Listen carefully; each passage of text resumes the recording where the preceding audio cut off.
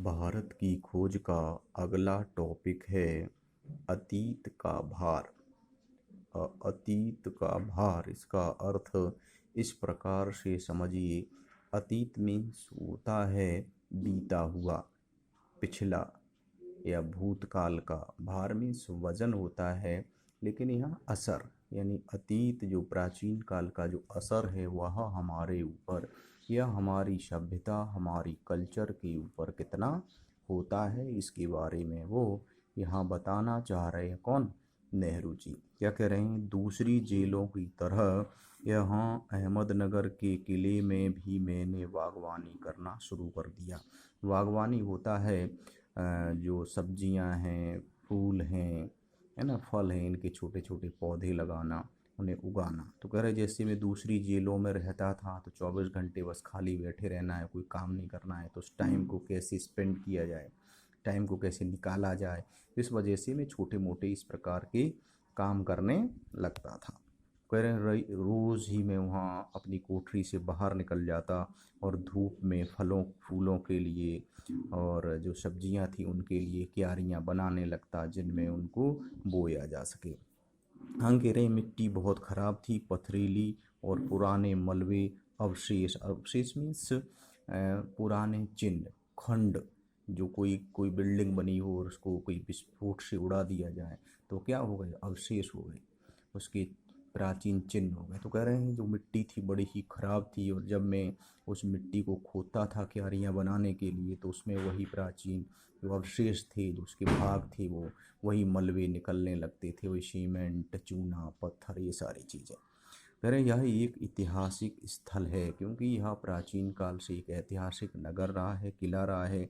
इसलिए इसमें अतीत में कई युद्धों को देखा, राजमहलों की दुर्लभ संधियाँ। दुर्लभ संधियाँ मीन्स धोखे से की गई संधि, धोखे से किए गए समझौते। दुर्लभ संधि क्या है? छलपूर्ण संधि।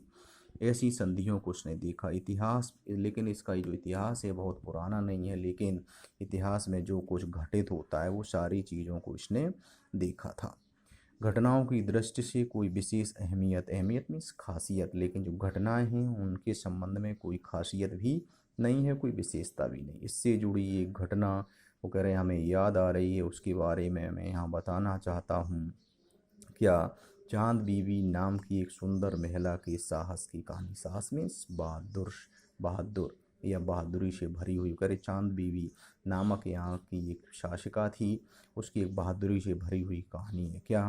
कि किले की रक्षा के लिए अकबर की शाही सेना, क्योंकि उस कह रहे हैं कि उसने अपने इस किले की रक्षा के लिए उस समय के जो अकबर महान था उसकी एक बहुत बड़ी जो सेना थी उसने आकर के इनके किले को घेर लिया। तो उसने उस विशाल सेना के साथ युद्ध करने के लिए तैयार हो गई और अपने हाथ में एक नग्न तलवार लेकर के अपने राज्य, अपने किले की रक्षा के लिए निकल पड़ी। पर अंत में उसकी हत्या उसके अपने एक आदमी के हाथों हुई। लेकिन अंत में उसकी जो हत्या थी वो अपने ही एक सरदार के द्वारा छलपूर्ण मारी गई। वो कह रहे हैं खुदाई के दौरान जमीन की सतह के नीचे दबे हुए प्राचीन दीवारों के हिस्से, गुम्बदों और इमारतों के ऊपरी हिस्से मिले। वो कह रहे हैं जैसे जो किले होते हैं उनमें ऊपर जो गुम्बद होते हैं, गोलाकार होते हैं, है ना, जो इमारतें बनी हुई होती हैं, महल बने हुए होते हैं, उन गुम्बदों को गिरा दिया गया होगा, तोड़ दिया गया होगा। तो उनके बहुत सारे हिस्से उस मिट्टी में दफन थे, वो हमें खुदाई के दौरान प्राप्त हुए। हम बहुत दूर नहीं जा सके। वो कह रहे हैं कि हमने बहुत दूर नीचे तक खुदाई नहीं की क्योंकि अधिकारियों ने इसकी मंजूरी नहीं दी। मंजूरी मीन्स क्या कहें? मंजूरी, मंजूरी मीन्स हाँ, कि आप यह कार्य कर रहे हैं तो इसको निरंतर करते रहिए, परमिशन या परमिट। तो कह रहे हैं जो अधिकारी थे उनसे जब हमने पूछा कि हम इसमें और गहराई तक खुदाई कर सकते हैं तो उन्होंने इसके लिए हमें मना कर दिया कि आप ऐसा न करें। हमारे पास काम जो जारी रखने के लिए साधन नहीं थे, लेकिन फिर भी वो सोच रहे हैं कि अगर हम और नीचे खुदाई करते तो ऐसे हमारे पास उपकरण, साधन में उपकरण नहीं थे जिससे मैं और नीचे खुदाई कर सकता। अब मैंने कुदाल छोड़कर हाथ में कलम उठा ली। कुदाल मीन्स इसका एक छोरा जो सिरा होता है वो नुकीला होता है, दूसरा एक खुरपी की तरह होता है, उसे कुदाल कहते हैं, गैती। तो कह रहे हमने अब उसको छोड़ दिया था। कलम मीन्स पेन। अब हमने खुदाई करना छोड़ करके उस पर लिखना शुरू कर दिया। पर मैं अब तक आज़ाद नहीं हो जाता, कर्म के माध्यम से वर्तमान को अपने अनुभव का हिस्सा बना लेता। अगर जब तक हम आज़ाद यहाँ से छूट नहीं जाते और जब तक जो हम कार्य कर रहे हैं इसको अपने वर्तमान से नहीं जोड़ लेते, तब तक उस पर ज़्यादा नहीं लिखा जा सकता था।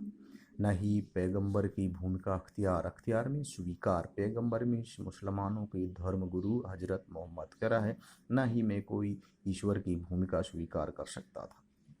फिलहाल भविष्य के बारे में लिख सकता हूँ और आगे जो आने वाला जो हमारा भविष्य है सिर्फ अभी हम उसी के बारे में कहना चाहता हूँ।